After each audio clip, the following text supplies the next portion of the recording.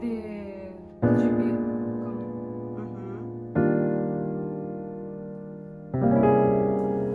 Outro curso, assim.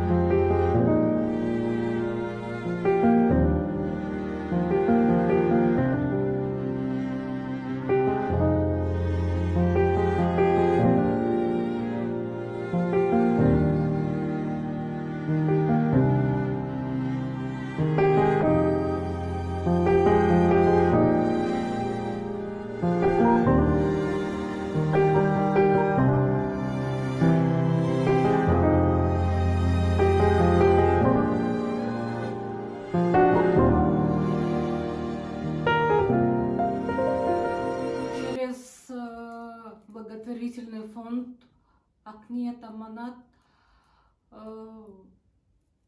С этим фондом у меня появился надежда.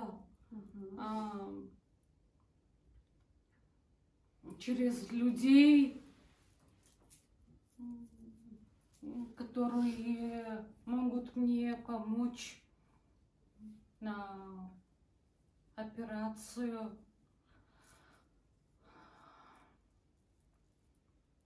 Assalamu alaikum, hurmatlı mekендаштар, касиеттүү кыргыз элим, жалпы жоомарт, берешен эл жакшылары.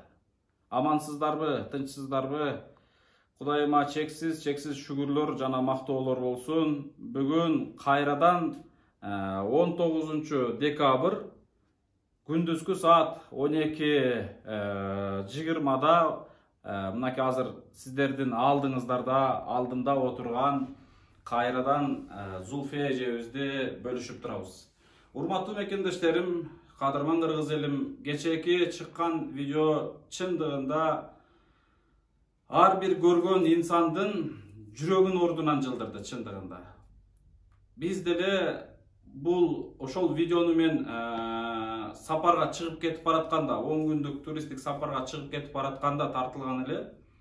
Кудайдын буйругу экен, кайра биз Кыргызстанга келгенибизде ошол видео жалпы элге жарыя болуп чыкты.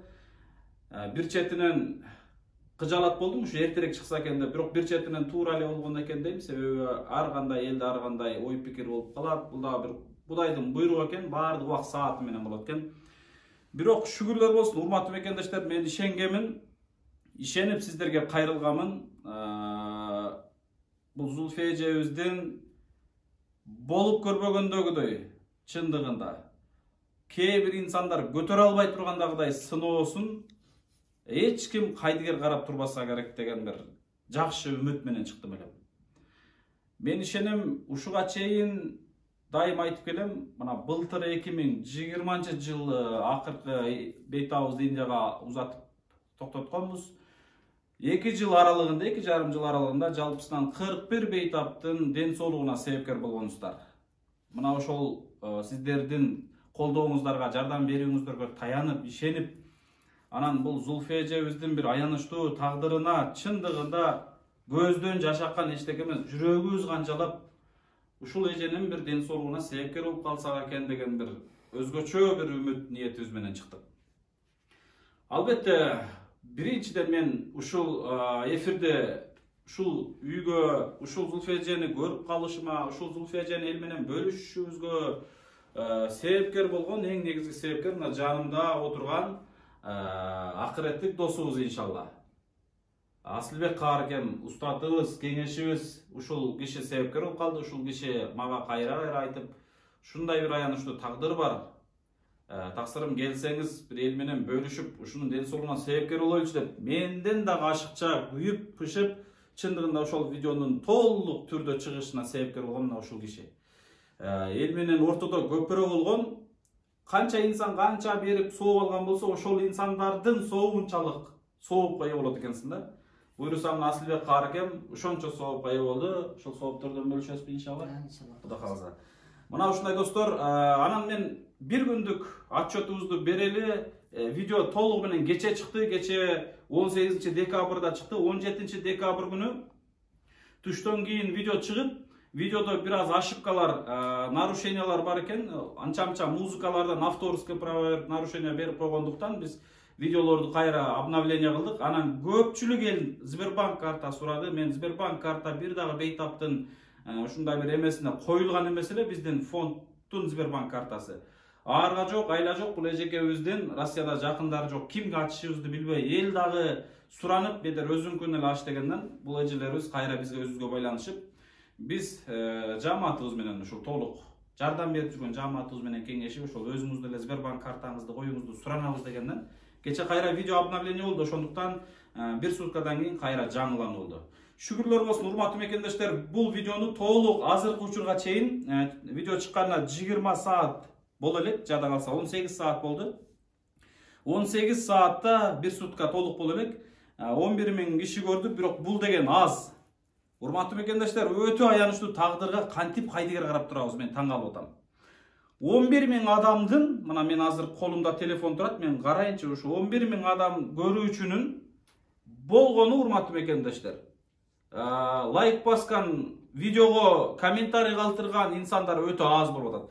Канчалык видеого лайк басып, класс басып, комментарий калтырсаңыздар, ошол видео көпчүлүк адамдарга жарыя болот да. Жок дегенде ошол жагынан болсо да колдоп бериңиздер дейт элем. Ошол видеолорду канчалык көп адам көрсө, Зулфия эжеге жеңилирээк, батыраак жардам болот эле. Шүгүрлөр болсун, мен өтө ыраазы болдум. Эл бар экен, эл жакшылар бар экен. Бир суткада мен бүгүнкү отчетумду берейин дагы, анан кийин эжебиз менен сүйлөшүүнү улантайын.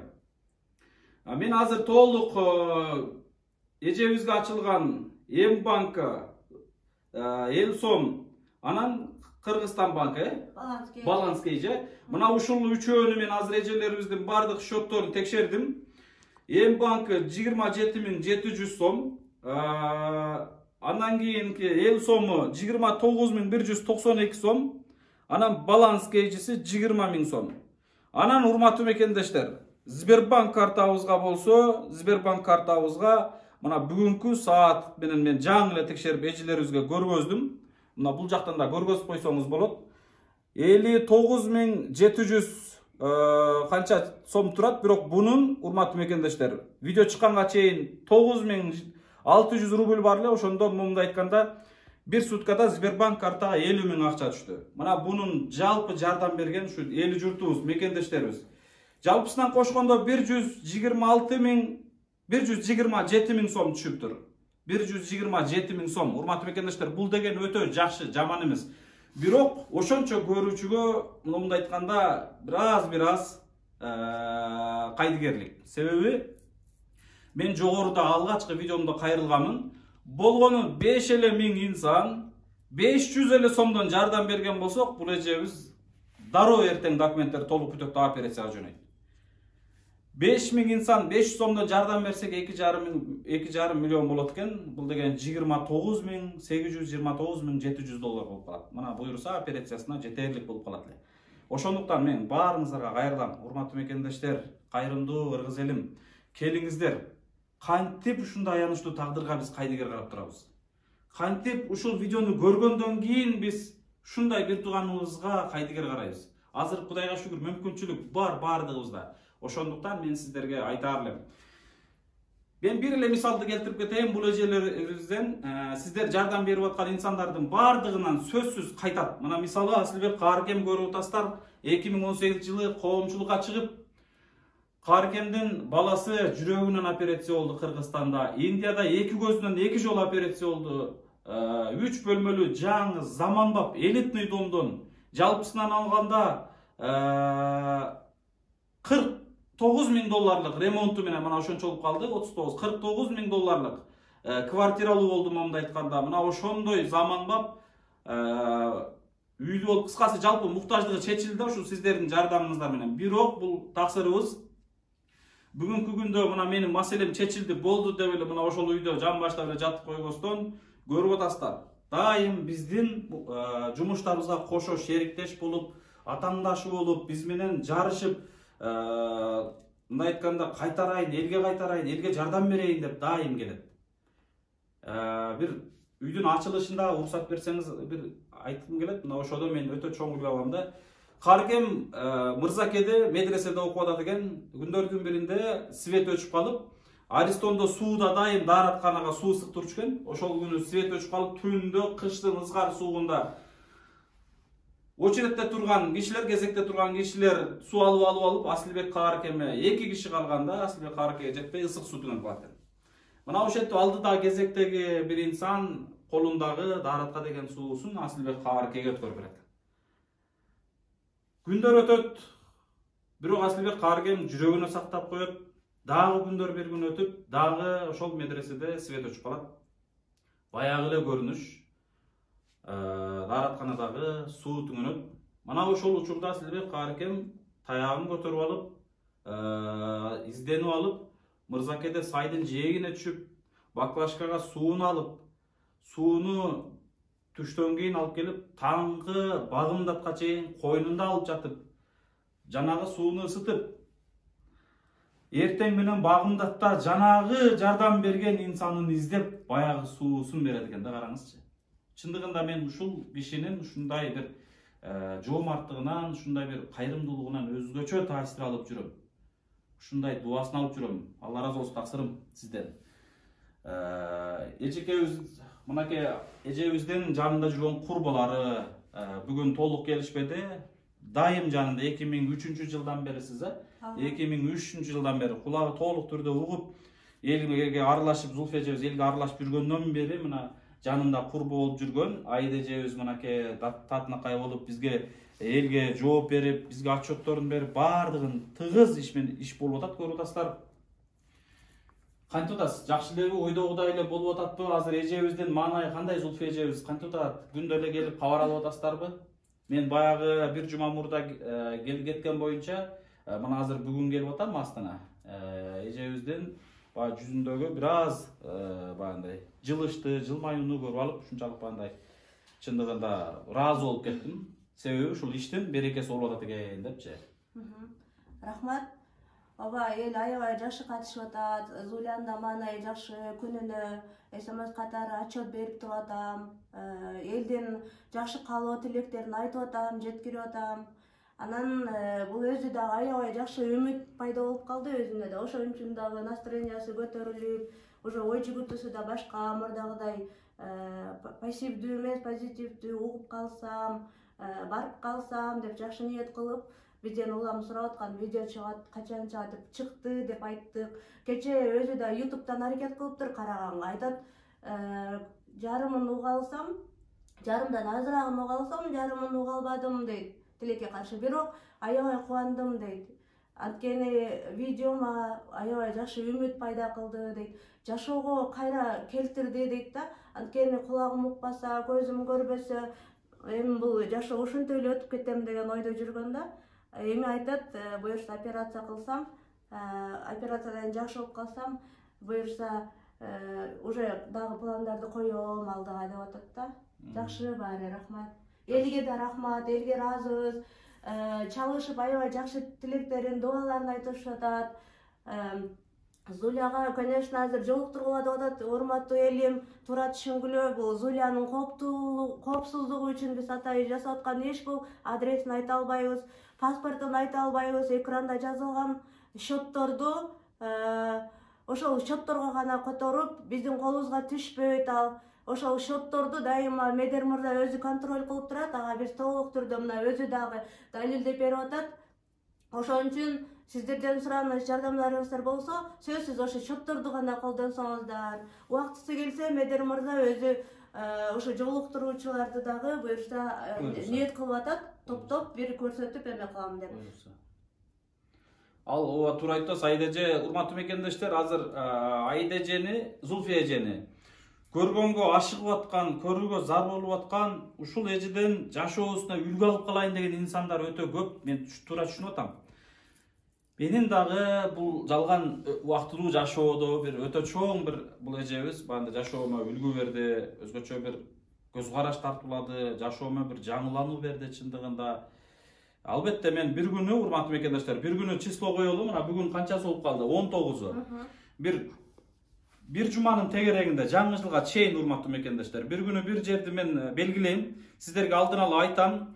Эгерде алыс жактан болсоңуздар, мүмкүнчүлүгүңүздөр болсо, Бишкек шаарына бардыңыздар, келсеңиздер, бир чаканыраак бир жерге чогулалы. Мына ошол жерде эжебизге биз колуна мынтип жазып, сурообузду берип, сиздердин сурооңуздарды алып берип, жообун алып берген аракет кылайлы. Анан бул жерге баягындай адрести жашырганыбыздын себеби, жашырганыбыз жок, айтпай атканыбыздын себеби, урматтуу мекендештер, элестетиңиздерчи. Көз көрбөсө, кулак укпаса, кантип сүйлөшө алат? Ошондуктан туура түшүнүүгө аракет кылыңыздар. Мен сиздерден өтө терең кайрылып кетем. Эгерде адрести толук берген болсок, тоолук адамдар эмнеде тизилип, кезекке туруп калышы мүмкүн. Ошондуктан туруп калган эл менен деле эжекебиз эгерде момундай абалда сүйлөшө албайт, туура түшүнүңүздөр. Анан дагы продукттан маселе, кийим маселе, жана башка маселесине жардам берем деген инсандар да болушу мүмкүн. Азыр эң биринчиден кулагына, эки кулагына операция. Продуктаны тамак кылып жегене мүмкүнчүлүк жок эжебизде. Туура түшүнүңүздөр, Продуктаны тамак кылып жегене мүмкүнчүлүк жок. Ошондуктан азыр курбулары колдон келишинче жардамын берип атат. Кыжалат болбоңуздар. Кийими Кудай буйрса бүтүн, мына ошол кийимдерин да толук түрдө жаңылай турган учурлар келет. Азыр биз толук түрдө операциясына толук киришели. Мен сиздерден терең кайрылам, урматтуу мекендештер. Ар бир көрүүчү болгону 550 сомдон деп мен сиздерге терең кайрылып атам. Анан дагы бизге кайрылгандар көп болуп атат. Бүгүнкү күндө бул эжебиздин маселесин толук түрдө операцияга көздөгөн жерибизге алып барып, кайра Кыргызстанга Татныкыга алып келгенге чейин мен азыр башка жумушка кирише албайм. Туура түшүнүңүздөр. Ушул жумуштун толук биз кириштик, аяна чыкмайынча башка жумушка кирише албайбыз. Кап этпеңиздер. Кудай кааласа, жалпыңыздар келиңиздер. Көптү көрсө көл болот, көл толкуса сел болот. Көптөшөлү. Тамчыдан көл куралат. Тамчылап отуруп, эжекелердин мындай болгон муктаждыгын көп муктаждар чечсек болот. Ошондуктан мен сиздерге терең кайрылам. Эки көзүбүз көрүп атат, урматтуу мекендештер. Эки кулагыбыз угуп атат. Муну эки кулакты 2,5 миллион сомго сатып келет экенсиң. Караңызчы. Бизде Кудайым бекер берип койгон, ол бизде ден соолук бар. Мына ошол ден соолугубуздун да кадырына жетпей жүрөбүз. Ошондуктан мен сиздерге айтайын, мына азыр бул эжебиздин жарым мүмкүнчүлүгү бар Асылбек Каар экебиз. Жок деген ууа мүмкүнчүлүгү бар Асылбек Каар экебизге бир суроо бергим келип атат да. Асылбек Каар экен, ассаламу алейкум биринчиден. Мынакей азыр эл журтубузга кайрадан бөлүшүп атабыз. Бүгүнкү бул жумуштун башталышына көз карашыңыз жана эжебиздин маселесине мындай көз карашыңыз кандай негизи? Ой пикириңиз кандай? Менде эч кандай ой пикир жок, чындап айтсам. Менин тилегим эле ушул Зуледе жакшы болуп кетсе, максатым ошо кулагы болуп бизге аралашып калса. Мен азыр буну ойлонуп талдай турган нерсе эмес да. Мен ошол эң максатым мен да ошо эме кылып, ушул элченин жакшы болуп кетишине салым кошуш, ошо эженин жакшы болуп кетишине тилектеш болуш. Менин өкүнгөн жерим өзүмдүн колуман келбей атканы болуп атат да. Эгер өзүмдүн колуман келсе, ошону өзүм эле бүтүрүп койсом кандай эле. Менин өкүнгөн жерим ошол болуп атат. Эми элдин жардамын алып алып, кайрадан элге нагрузка кылгандай болуп атам да, өзүм оюмдачы. Мен оюмда ойлоп атам, элге жүк арттым. Өзү эле чыгып бүтпөй, дагы бирөөнү сүзүрүп чыкты деген ойго калбадыбы элдерде? Жок, андай. Оюм мындай, ошол жак болот. Элдин ою аябай жакшы болуп атат. Эч кыжалат болбоңуз, сарсан болбоңуз. Эл аябай жакшы сизге баасын берип атат тескерисинче. Негизи мындай өтө кыйындуу бул нерсе. Кыйын да, конечно, өтө кыйын. Биз светти, кулакты свет мындай көздөй элестетебиз да. Биз кулагыбыз укпаса, жарык жок да бизге эч кандай. Свет кереги жок, но бирок биздин кулагыбыз өзүбүздүн көзүбүз да. Бизге свет жок болсо, анда кулак жок болсо, анда свет жок да бизге почти. Жарык эч нерсе жок да. Эч жакты билбейбиз да. Силер караңгыда кандай көрбөй кыйналсаңар, биз ошентип укпай кыйналабыз да. Биз эми тубаса көрбөгөн үчүн көз көрүүнү элестете албай калдык. Бирок кулак менен угабыз, көрөбүз. Но бирок жакшы көргөндө өзүм бетин сыйпалап эле көрөм, ачык эле мен уялбай эле. Адамдын бетинде эмне бар? Мен жакшы көргөн адам кандай адам, сулуубу же чын эле хуникпи, көзүнүн астын тырыс баскан эмеспи деп карап көрөм дейм. Өтө жакшы көргөндөрүм да, мээрим бергендерим, анан мындай кылганда салам берип учурашам. но бирок кулагы жок болгондо элестете албайм чындап. Анда билбейм, мен эгер ушунун ордунда болсом эмне кылат элем билбейм. Ушунча жыл жашай алар элем, жашай албай элем. Элестете албайм да. Бирок азыркы бүгүнкү маанайын көрүп мен да аябай сүйүнүп атам. Мен да ошол Зульфия эже катары бактылуумун. Эже апрессия болуп кетсе буюрса андан да бактылуу болобуз деген ишеничтемин. Анан эгер көрөм дегендер болсо аэропортко узатканы барабыз иншалла. Кудай кааласа. Ооба, ошол малда. Ага чейин мен бир коомчулук менен бир встреча кылайын деп атам эл менен, бир жерде чогулуп, Туура болотпу? Негизинен Кыргызстан боюнча көрөм дегендер болсо ошо Аэропортто, аэропортто туура. Коштошуп менен тосуп алабыз. Туура айтасыз, туура айтасыз. Урматтуу мекендештер, урматтуу дагы деле айтайын, биздин колунда бар чыган жигиттерибиз, урматтуу улак берем деп ниет кылып аткан инсандар, ушундай маареке өткөрөм деген инсандар, силерден суранам. Ошол маарекени расходун эсептеп ушул эженин карындашыңыздардын, бирөөңүздүн эжеңиздердин кайдыгер карабай ушунун кулагына жардам берип коюңуздар. Зульфиянын тагдырлашы катары айтам, сураныч биздин кулагыбызга, биздин ушул жашоондо бир кишини угуп ырахат алышыбызга жардам берип коюңуздар, сураныч. Биз деле армандай өтпөйлү. Дудуктар укпаганы менен алардын көзү көрөт, сүйлөбөгөнү менен кол жаңсасаң билет. Биздин туура көзү көрбөгөнү менен кулагы угат, силер менен сүйлөшө алабыз. Бирок наркы кээ бир баягы ДЦП адамдардын баса албаса дагы кулагы угат, көзү көрөт. Бирок биздин кулагыбыз укпай калса бизге жашоо кыйын. Анда жашаштын деле кереги жок. Мисалы үчүн өлүп калсаң деле эч ким билбейт анда. Чын. Эч ким карабай койсо өлүп калсаң эч ким шүйдө курттап сасып кеткенде эч ким билбей калат. Ошон үчүн урматтуу мекендештер, суранам сиздерден. Өлүктүгө Кудайым нар кылсын бетин. Бирок ушул жашоонун рахат алып, ушул аялдын угушуна жардам берели баарыбыз.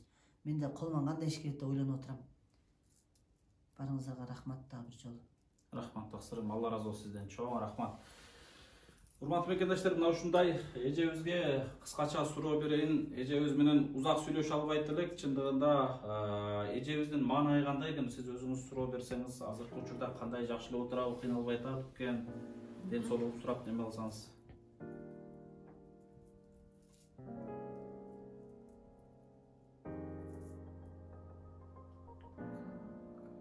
Тамгалап айтсаңыз элге да түшүнүктүү болсун.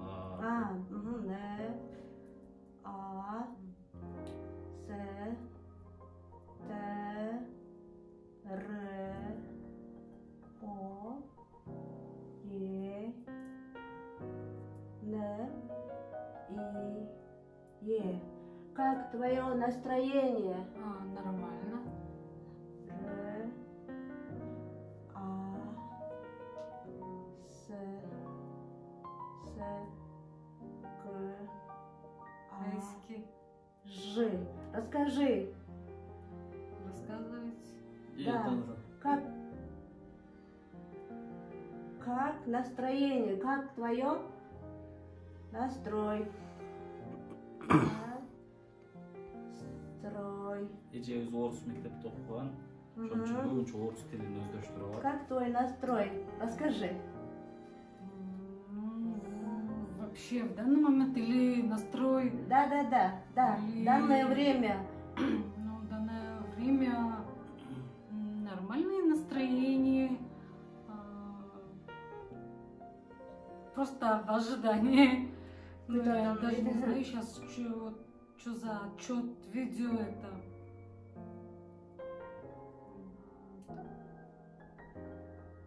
Просто говори. Говори.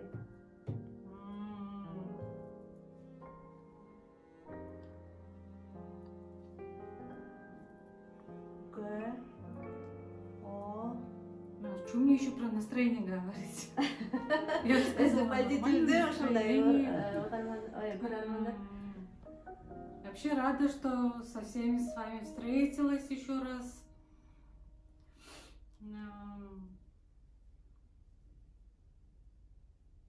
Да вот точно скажи, что мне еще говорить. Операцияга Ну. мындай үмүтүңүз кандай болду, даярдыгыңыз болуп атабы деңизчи? Россияга.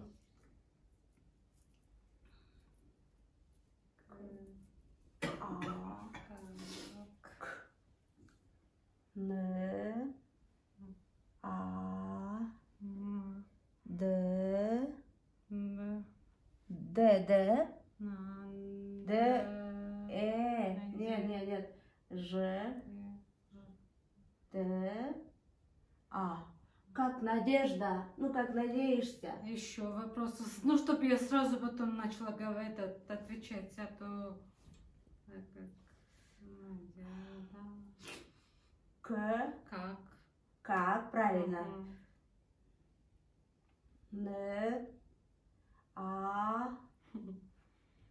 Не поняла? Как настроение опять? Не. Д.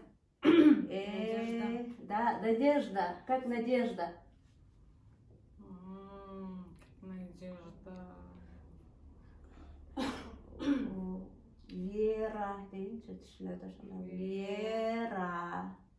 Вера. Вера. А,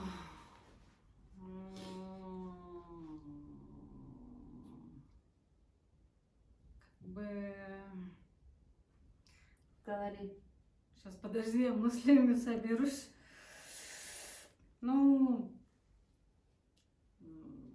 у меня вообще изначально какая-то, ну, был на лечение, да, на слух, что каким-то образом стационарным или лазерным путем можно частично восстановить слух и как бы хотя бы сохранить остаток. Но так получилось, что вовремя я это ничего не смогла сделать, как сопровождающего человека не было ни возможности. Ну и так время пролетело, что слух очень сильно ухудшилось, что даже уже на стационарном, даже на лечение не подлежит. Только могу сохранить то, что есть у меня в данный момент, да, вот, но если не буду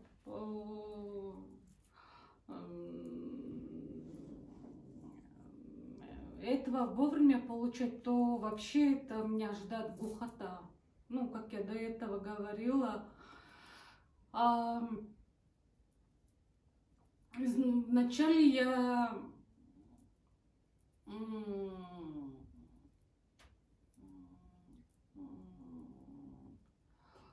Подожди, түсіндіріп қояйын да қайрatan. Подожди, вначале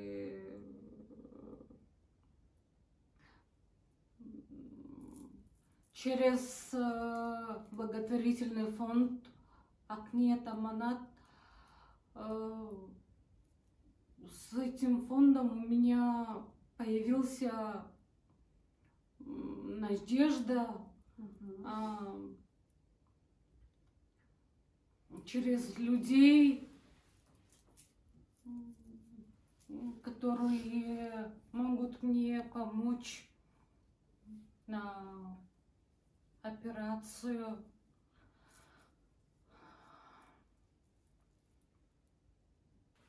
Эжеке, сиз азыр эме деп айтып берсеңиз, туура, бирок бир четинен азыр мындай кубанып, биздин Акниет Аманат коомдук фонду менен элге чыкканына азыр кубанып, сүйүнүп, үмүт пайда болуп атат да бул эжекебизде. Мына азыр биз дагы келип, мына коомчулук менен бир күндөгү отчетубузду берип атабыз. Эми эжебизде азыр нарагында кандай ой болуп атышы мүмкүн, эми бир Кудайга маалым.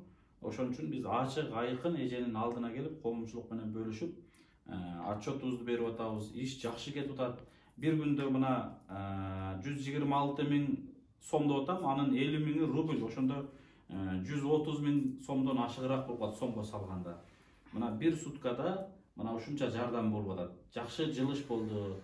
Мына ушуну азыр толук сиз түшүндүрүп берсеңиз, элге отчет берип атабыз. Кыскасы эч кандай бир эмебеде мындай кыжалатчылык да болбо деп жазып колуна түшүндүрүп берсеңиз да. Оюн эме кылалы.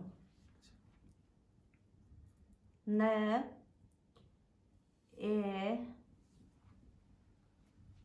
П. Так. Народу. Н. А. Р. О. Ну, то, что понятно. Поняла, да? Мгм. Молодец. Жалпысынан түшкөн сумманы дагы эжегиңизде айтып берсеңиз билгилер жакшы. Так, канча дедиңиз? Сомго салганда азыр 126 миң рубль атабыз. Сомго салганда 130 миңден ашык болот. Hadi birinci kırgız akçasını aytayın. Анан Общий общий. 130 миңден ашык. Мгм. Bir günde 130 миң сом десеңиз. Мгм. Z A за один один Д И Д подожди вот Д Н мягкий знак за один день мы народ Н А Р О Народ. да народ собрали сейчас С О Б Б. Р А. Л Л. И собрали. Мгм. Так. Подожди. 130 дедіңіз бе? Один. Мгм. Теперь. 1, 2, 3. Поняла? 1, 2, 3. Подожди. Эжеке азыр Зулфия толук түшүндү. Мгм. Видеобуз чыкканына бир күн болду. Бир күндө ошол элдин 130 миң аманатын азыр толук түшүндү. Ооба, ооба. Буйруса эжебизде үмүт жакшы Кудай кааласа. Ооба. Эл жардам берип, өткөнкү айтып аткан сөздөрү унутулуп, азыр үмүт, надежда деп атпайбы, үмүт Мгм. буйруса бар буйруса. Ооба. Урматтуу мекендештер, мен эжебизди дагы көп суроо берип, кыйнабайын, көп улам суроо берип, көрүп атасыздар, чындыгында түшүндүңүздөр, жалпыңыздар. Ошондуктан мен сиздерге кайрылар элем. Келиңиздер дагы да терең кайрылып кетем. Албетте өзүбүз үчүн эмес, өлкөбүздө жашап аткан бир тууган мекендешибиз үчүн, бир тууган муктаж болуп, бир эле көрүүгө эмес, угууга дагы зар болуп аткан эжебиз үчүн, кимдир бирөөбүздүн эжебиз, кимдир бирөөбүздүн карындашыбыз. Ошондуктан жалпыңыздарга кайрылар элем. Келиңиздер, мүмкүнчүлүктүн болушунча, колубуздан келишинче көмөктөшөлү, жардам берели. Жардам берүү үчүн счеттор ушул экран алдына толук коюлат, описанияга дагы коюлат. Кечеки күндө дагы көбүңүздөр Сбербанк карта сураганыңыздардан биздин Сбербанк картабыз кошулду. Ар бир жиберген аманатыңыздар мына ушундай болуп отчету берилип турат. Эч кандай камсанабаңыздар, кыжалат болбоңуздар. Ар бир сомуңуздарга чейин аманаттар биздин көзөмөлүбүздө болот. Эч кандай сарсана болбоңуздар. Билесиздер, биздин жумуштарда бир дагы көмүскөдө жумуш болгон эмес. Бир дагы ишибизде кыянаттык болгон эмес буйруса. Кыянаттык болбогон үчүн мына 41 бейтап операция болуп келип, канчалаган үй бүлө үйлүү болуп, канчалаган мекенибизде муктаждыктар чечилип атат. Бунун баардыгына сиздер себепкерсиздер албетте. Биз ортодо көпүрө. Ошол көпүрөбүз түз жана бүтүн кыйшык эмес, же тешик эмес, же бир башка жака повороттору жок. Түз көпүрө болуп атат иншалла. Кээ бир алымдардын айткандай, кээ бир инсандардын айткандай, бул көпүрөбүз бүгүнкү убактылык жашоо менен акыреттик жашоонун ортосунда көпүрө болуп атат. Сиздердин акыретке даярданышыңыздарга бир айтканда себепкер болуп атабыз, көпүрө болуп атабыз. Ошондуктан келиңиздер, мүмкүнчүлүктүн баарынча колуңуздардан келишинче көмөктөшүңүздөр, жардам бериңиздер. Мен байма-бай да сиздерге отчет берип турам. Эгерде видео узак болуп кеткен болсо, албетте кечирим сурайм, ыңгайсыздык болуп аткан болсо, бирок бул аянычтуу тагдырды чындыгында мен сөз менен сүрөттөп айтып бүтүп бере албайм сиздерге. Чындыгында кыйын негизи, өтө кыйын. Түшүндүңүздөр, көрдүңүздөр, мына эжебиздин жөн эле кухняга барып газ менен чайын кайнатыш кыйын. Бул жерде эки жакка басыш кыйын. Келип бирөө такылдатса аны укпайт. Могул жерде өзү менен өзү эчтекени укпай эле мындай айтканда өтө бир өкүнүчтүү оор тагдырда жашап атат. Мен чындыгында бир четинен шунчалык ызаланып атам да, ушу мекенибизде ушундай болгон муктаж инсанды биз эмнеге көрбөй жүрөбүз депчи. Бирок көрсөк дагы жакындан билген инсандар эмнеге кайдыгер болуп жүрөбүз дейм да. Албетте көп инсандар кайдыгерлерди билебиз, муктаждарды билебиз, бирок кайдыгербиз, өтүп кетебиз, басып кетебиз. Алла Таалам ар бирибизге ырыскыны берип атат. Бирок ошол ырыскыбыз күнүмдүк гана, урматтуу мекендешим. Бирибизге байлык, мүлк жана башка берип атат. Бирок ошо менен бөлүшпөйлүбү? Бул дүйнө түбөлүктүү эмес го, урматтуу мекендешим. Мына эжебиздин ден соолугуна, кулагуусуна себепкер болсоңуздар, ойбой, бул жашоодо болуп көрбөгөндөгүдөй бир жакшылык жасаган менен барабар болосуздар, иншалла. Урматтуу мекендештерим, өтө чоң соопкуга каласыздар. Ошондуктан мен сиздерге терең кайрылам. Келиңиздер. Колдон келишинче жардам берели. Буйруса бул иштин аягына сөзсүз сиздер менен биргеликте чыгабыз. Операцияга чейин кошо алып барып, суранып атасыздар, операциядан кийинкисин да бөлүшкүлө деп. Албетте өтө жакшы пландарыбыз бар. Операциядан кийинки пландарыбыз өтө сонун, Кудай буйруса. Мына ушул баламдын үнүн уксам деген сөзү чындыгында жүрөккө бир нерсени сайып кайра жулуп алгандай болду өткөн сөзүчү. Мына ошол тилекке, ошол мечтасына Кудайым буйруса жетебиз, иншалла, жеткиребиз. Баласын менен күдүрөшүп, куурашып, сүйүнүп, сүйлөшүп отурган күндөрдү Кудайым берсин деп мен тилектелем. Ошого себепкер бололу. Рахмат барыңыздарга, урматтуу мекендештер. Тынч болуңуздар, аман болуңуздар. Алтын башыңыздар аман болсун. Ден соолугубуз бар экен, караңыздарчы, баардыгыбыздын ден соолугубуздун кадыр баркына жетип жүрөлүчү, баарыбыз бирибизди сыйлашып, ден соолугу барларга мен терең кайрылып кетем. Рахмат барыңыздарга. Көрүшкөнчө. Ассаламу алейкум.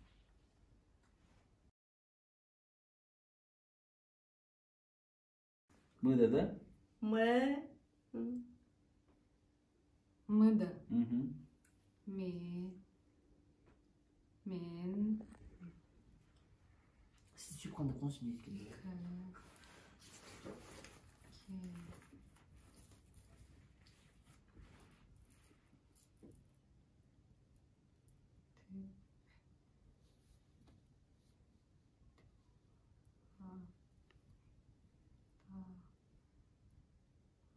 Кетип атам. Рахмат, мен дер чоң. Жакшы калдыңыз. Чын айтсам, айтчу сөздөр көп эле, бирок учур келгенде баштан сөздөрүм баары учуп кетет экен. Абдан эле ыраазымын. Рахмат эже. Сага, фондуңа жалпы эле ушул жардымыңа чоң рахмат. Рахмат эжеке. Ыраазы болсун. Жакшы калдыңыз эжеке. Кубаптыр.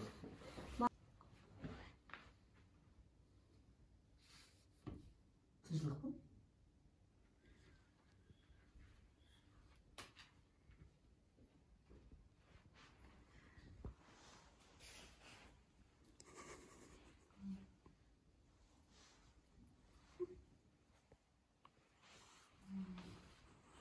Эмнеде ила турган болот экен? Чыга эле Түшүндүңүзбү? Түшүндүрөлдү? Поняла? Жакшы калдыңыз. Да. Мениңиз жакшы калдыңыз эжеке, болуп турмайсыз. Тынч болуңуз, болуптур. Рахмат сизге. Баары жакшы болот, Кудай кааласа, түшүндүрө албайт да. Уже узатып кой. Ушундай урматтуу мекендештер, эжебиз азыр бизди узатып, караңыздар, мен эжебиз менен коштошуп атсам, ушинтип сонун болгон сөздөрүн айтып, жада калса эшигин чейин узатканга ынтылып аткан, жашоо менен күрөшүп аткан бул эжебиздин чындыгында өзгөчө үлгү алды. Көрүшкөнчө достор.